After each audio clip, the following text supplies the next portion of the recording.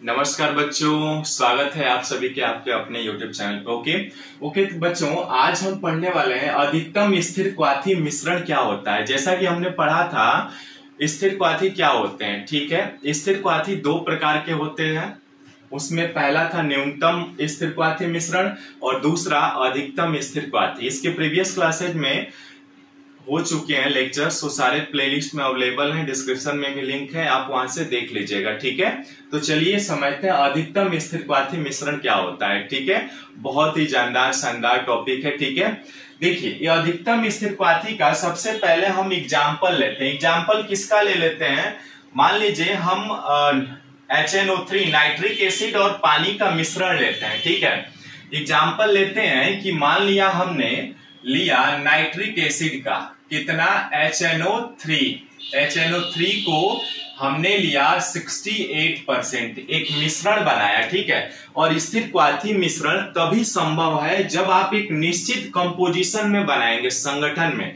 क्योंकि स्थिर क्वाथी को जब हम लोग पढ़ रहे थे तो उसमें साफ साफ क्लियर शब्दों में बोला था, उसने क्या बोला था कि कोई भी विलयन आप मिक्सर बना रहे हैं तो उसमें दो घटक होंगे, एक विलय होगा, विलायक होगा तभी विलयन बनेगा। ठीक है, अब उसमें हमने क्या किया, दो घटकीय मिश्रण बनाया जिनका देखिए द्रव और वाष्प प्रावस्था में संगठन समान होता है, परंतु एक ही क्या होते हैं, एक ही ताप पर उबलते हैं। ये दोनों की खास बात है, ये ध्यान रखिएगा, नोटेड पॉइंट होगा। ठीक है, एक ही ताप पर उबलते हैं।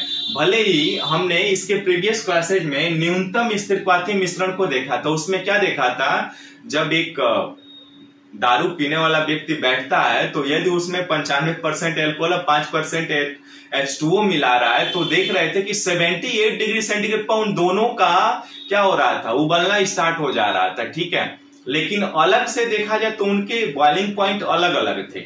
यहां पर ये क्या होगा, अधिकतम स्थिर क्वाथी मिश्रण में हमने क्या लिया, नाइट्रिक एसिड का एक मिश्रण लिया, नाइट्रिक एसिड और पानी का। यानी नाइट्रिक एसिड कितना लिया हमने, 68%, और H2O ले रहा हूं कितना, 32%।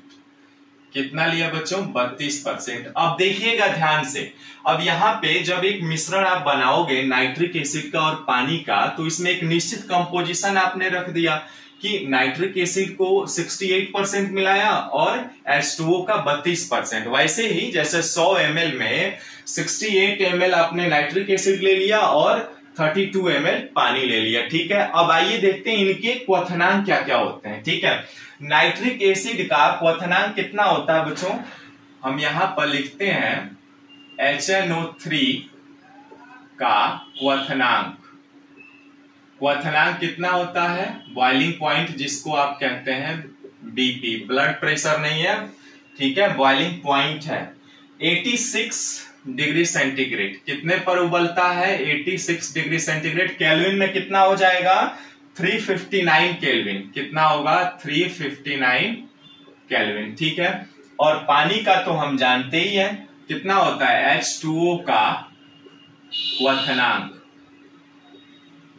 H2O का क्वथनांक कितना होता है बच्चों, BP, यानी बॉइलिंग पॉइंट जो होता है 100 डिग्री सेंटीग्रेड होता है, यानी ये 373 केल्विन पर बॉयल होता है। ठीक है, अब देखिएगा ध्यान से, यहां पर ये दोनों क्या है, यहां पर नाइट्रिक एसिड 68% लिया आपने और पानी 32%। उसमें नाइट्रिक एसिड का बॉइलिंग पॉइंट कितना है, अलग से इंडिविजुअली यदि आप देख रहे हो तो नाइट्रिक एसिड का बॉइलिंग पॉइंट कितना है, 86 डिग्री सेंटीग्रेड है, और H2O का बॉइलिंग पॉइंट कितना है, अलग से 100 डिग्री सेंटीग्रेड पे। अब जैसे ही इन दोनों को अलग अलग बॉइलिंग पॉइंट वाले घटक को आपने एक मिश्रण तैयार किया नाइट्रिक एसिड और पानी का, तो ये दोनों किस टेम्परेचर पर उबल रहे हैं, ये दोनों आपके 120.5 डिग्री सेंटीग्रेड पर उबल रहे हैं। कितना, 120.5 डिग्री सेंटीग्रेड पर बॉयल हो रहे हैं बच्चों। देखिएगा ध्यान से, अब यहां पे हमने अधिकतम स्थिर क्वाथी मिश्रण में क्या देखा, देख रहे हैं ये दोनों जो है एक टेम्परेचर पर, एक ही स्थिर ताप पर उबल रहे हैं। जैसा कि हमने उसमें देखा था एल्कोहल और पानी में, है ना, 78 डिग्री सेंटीग्रेड पर दोनों उबल रहे थे, तो वो न्यूनतम हो रहा था। और राउल्ट के नियम से देखा जाए तो वहां पे अधिकतम विचलन प्रदर्शित कर रहा था। अब यहाँ पर देखिएगा नाइट्रिक एसिड 68% लिया आपने और पानी 32%, और इन दोनों का मिश्रण बनाया आपने, तो ये दोनों कितने पर उबल रहे हैं, 120.5 डिग्री सेंटीग्रेड पर। अब ध्यान दीजिए, ये अलग से यदि नाइट्रिक एसिड का बॉइलिंग पॉइंट कितना है 86 और H2O का बॉइलिंग पॉइंट कितना है 100 डिग्री, अलग अलग तो इनका ये है, लेकिन इन दोनों को जैसे ही आप मिला रहे हो ये कितना हो गया 120.5 डिग्री सेंटीग्रेड पर उबल रहा है। इसीलिए ये अधिकतम स्थिरपाथी मिश्रण कहलाते हैं, क्योंकि इन दोनों के बॉइलिंग पॉइंट से इस मिश्रण यानी विलयन का जो बॉइलिंग पॉइंट है वो क्या है, अधिक है इन दोनों से, है ना। तो अब यहाँ पे कौन सा विचलन प्रदर्शित होगा, आइए इसको सीखते हैं एक बार वायुमंडलीय दाब के हिसाब से, ठीक है। देखिए मान लिया हमने यहाँ पर ये वायुमंडलीय दाब है, ये वायुमंडलीय दाब है, ठीक है, वायुमंडलीय दाब हमने मान लिया, कुछ होता ही है, वायुमंडलीय दाब मान लिया। अब देखिए यहाँ पर H2O कितने डिग्री सेंटीग्रेड पे उबल रहा है, यहाँ H2O हमने मान लिया 100 डिग्री सेंटीग्रेड पर उबल रहा है, मान के लिए इसका है बॉइलिंग पॉइंट, ठीक है।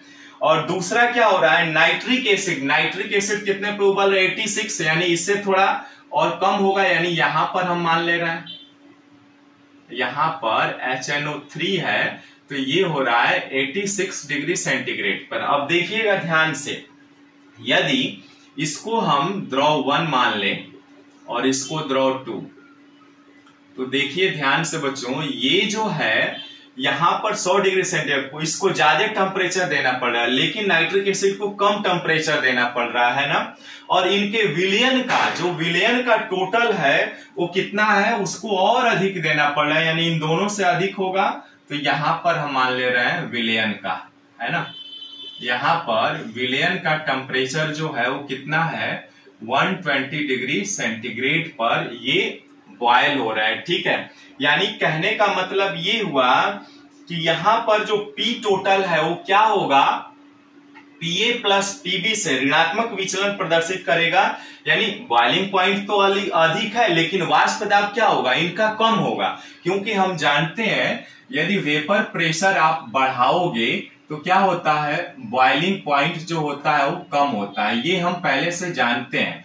तो अब देखिए जरा राउल्ट के नियम से ध्यान से देखिएगा, यदि किसी विलयन में दो द्रव आपने मिलाया, यानी दो घटक मिलाया, और जो टोटल आपका बॉइलिंग पॉइंट, ये बॉइलिंग पॉइंट है, कंफ्यूज मत होइएगा, तो इनका वेपर प्रेशर, यानी यदि वेपर प्रेशर अधिक होगा तो बॉइलिंग पॉइंट कम होगा, और यदि बॉइलिंग पॉइंट अधिक होगा तो वेपर प्रेशर क्या होगा, कम होगा। तो राउल्ट के नियम से इसका वेपर प्रेशर यानी P टोटल, यानी टोटल विलयन का जो है P टोटल वो क्या होगा, कम होगा Pa प्लस Pb के, और ये किसमें प्रदर्शित करता है, ये आपका ऋणात्मक विचलन प्रदर्शित करता है बच्चों, किसमें, क्योंकि राउल्ट के नियम से हम लोग देख चुके थे कि ऋणात्मक विचलन क्या होता है कि जो टोटल प्रेशर होता है वो दोनों घटकों से कम होता है, तो वहां पर राउल्ट के नियम से वे ऋणात्मक विचलन प्रदर्शित कर रहे थे। सेम चीज यहाँ पर वही हो रहा है कि देखिए बॉइलिंग पॉइंट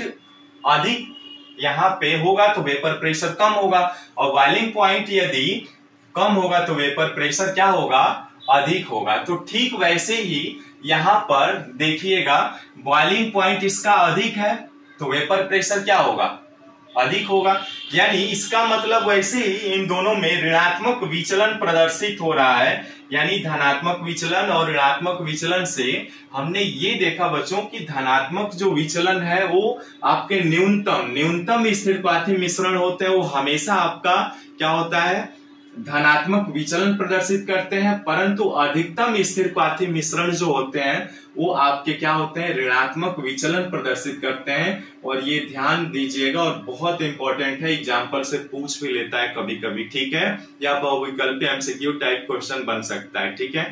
तो ध्यान रखिएगा, तीनों चीजें हमने देखा, स्थिरपाथी क्या होता है, कितने प्रकार के होते हैं, ये सारी चीजें हमने डिस्कशन कर लिया है। ठीक है, स्क्रीनशॉट लेना है ले लीजिए, फिर आगे बढ़ते हैं। ठीक है, तो इस तरह से बच्चों आपका ये अधिकतम स्थिरघातीय मिश्रण होता है। मिलता है फिर नेक्स्ट वीडियो में एक नए कॉन्सेप्ट के साथ। तब तक बाय बाय, सी यू, नमस्कार। लेकिन एक रिक्वेस्ट है, यदि आप चैनल पर नए तो प्लीज चैनल को सब्सक्राइब, लाइक और शेयर करिए, साथ में घंटी आइकन जरूर दबा लीजिएगा। ठीक है, और परीक्षा जैसे जैसे नजदीक आएगा लास्ट में हम वही क्वेश्चन करेंगे जो आने वाले हैं। ठीक है, अभी हम फिलहाल अपना सिलेबस कंप्लीट करते हैं जल्दी जल्दी। ठीक है, नमस्कार।